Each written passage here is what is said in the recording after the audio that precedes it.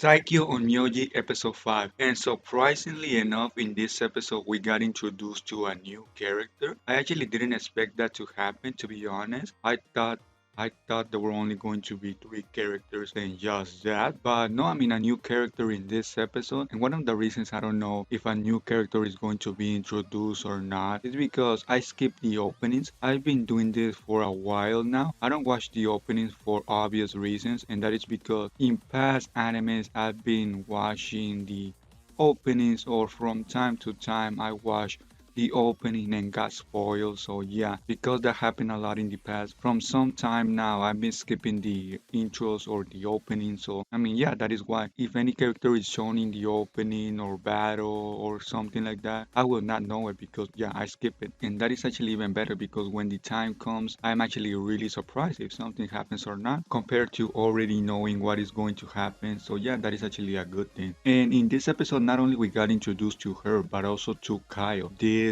assassin or this weird looking guy. Yeah, he seems to be very shady, very weird. We see him that he uses some sort of eye power or something like that. We see Seika explain it as a sort of magical ability. We see Seika explain it in a weird way. Apparently that power was known in his previous life, so if he were to fight Kyle in the tournament, he will probably have a way to defeat him. And yeah, like I mentioned, there's going to be a tournament, and interestingly enough, it is the first time magic is allowed. One would think that the magic wielders will have an advantage over the swordsmanship, over the ones that use only the sword, which is really interesting when you think about it. And like I said in other animes, I always like when the main character is really strong, which is the case for Seika. The only unfortunate thing with this type of tournaments in animes is that they never get through, they never get to be finished. And this will actually be the case again for Saikyou Onmyouji because we hear Seika say that he's not actually going to win the tournament. I mean, he doesn't say it explicitly, he doesn't say it directly, but he sort of hints that he's going to do that he's not sure where to stop. But yeah, most probably he's not going to go to the finals, which is a shame because I always want to see the main character put up a spectacle, put up a fight, put up a good show. But again, it almost never happens in anime, so I'm not that disappointed because I mean, it is to be expected at this point. But I mean, yeah, it is a shame that he's not going to be showing his true powers. I mean, we know he doesn't want to show them because he wants to be having a low life. I know that sounds bad, but you know, he wants to have a low profile. He wants to not be noticed. So yeah,